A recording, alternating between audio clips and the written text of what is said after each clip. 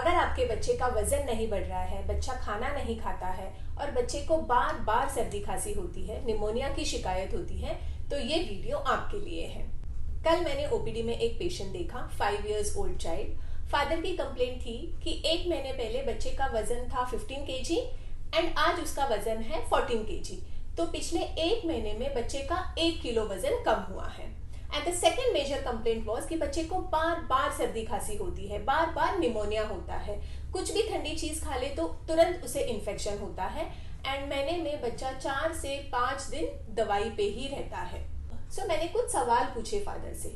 बच्चा दवाई तो ले ही रहा है, मैंने बच्चे के डाइट से रिलेटेड एंड फिजिकल एक्टिविटी से रिलेटेड कुछ सवाल पूछे। तो आप ये सारे सवाल और सारे जवाब एकदम ध्यान से सुनना।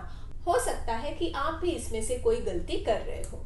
तो माय फर्स्ट क्वेश्चन वाज कि आप पूरे दिन में बच्चे को कितनी बार खाना खिलाते हो।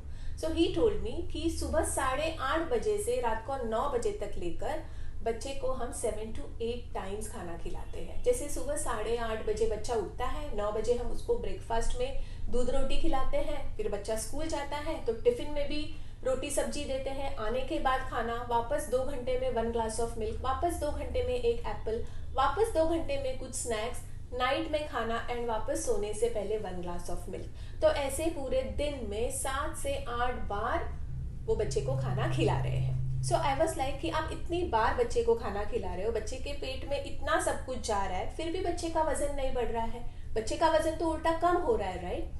So exactly here is the point कि बहुत सारे पेरेंट्स को लगता है कि बार बार खाना खिलाने से बच्चे का वजन बढ़ जाएगा, बच्चा एकदम गोलू मोलू हो जाएगा, बट ऐसे नहीं होता है। फ्रीक्वेंटली फीडिंग करने से वजन बढ़ने से उल्टा साइड इफेक्ट्स ही ज्यादा है। फर्स्ट क्या होता है कि बच्चा है ना एकदम इरिटेट हो जाता है, खाना देखते ही वो चिढ़ जाता है, फूड अवर्जन हो जाता है, धीरे धीरे वो खाना खाना पसंद ही नहीं करता है।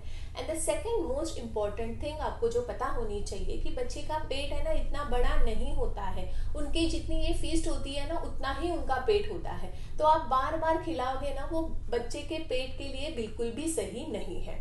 तो फिर क्या करना चाहिए, what is the solution? So first thing, आप ये जो फ्रीक्वेंटली फीड कर रहे हो, जो आपके मन में है ना कि बच्चा बार बार खाएगा तो उसका वजन बढ़ेगा, फर्स्ट थिंग ये स्टॉप करना है। ये फ्रीक्वेंट फीडिंग को हमें कट डाउन करना है 3 to 4 times a day, minimum 3 times, maximum 5 times आप बच्चे को खाना खिलाओ।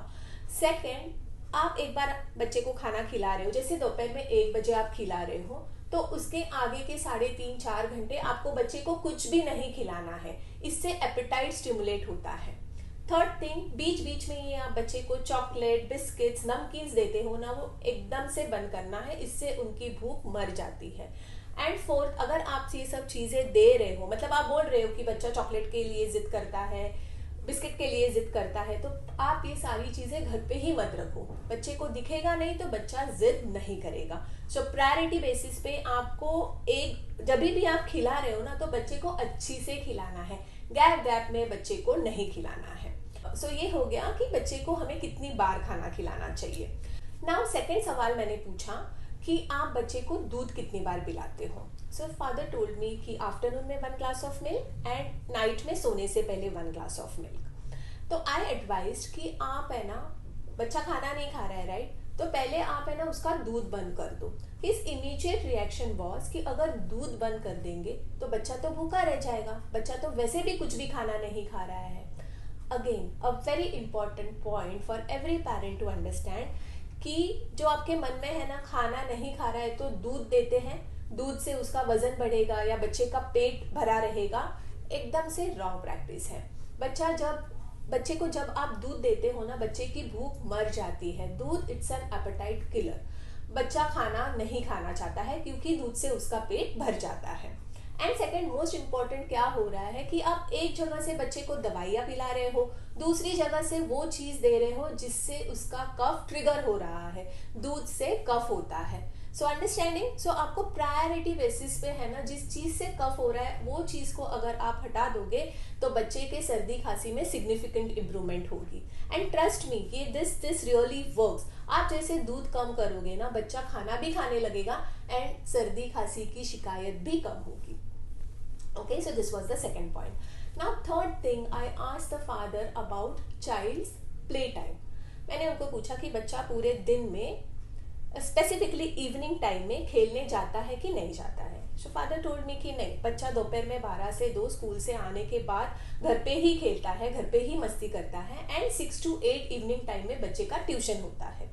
So here I always suggest the parents coming here, I always tell them कि आपको जैसे बच्चे की पढ़ाई इंपॉर्टेंट है ना, आप ट्यूशन भेजते हो बच्चे को, पढ़ाई के लिए ज़्यादा बच्चे को एक जगह पे बिठाते हो, पर जब तक बच्चे के डेली रूटीन में फिजिकल एक्टिविटी नहीं होगी, बच्चे को बार बार हेल्थ प्रॉब्लम्स होती रहेगी। बहुत सारे पेरेंट्स है ना, प्ले टाइम को नज़रअंदाज कर देते हैं एंड वो इवनिंग टाइम को ट्यूशन टाइम, स्टडी टाइम बना देते हैं।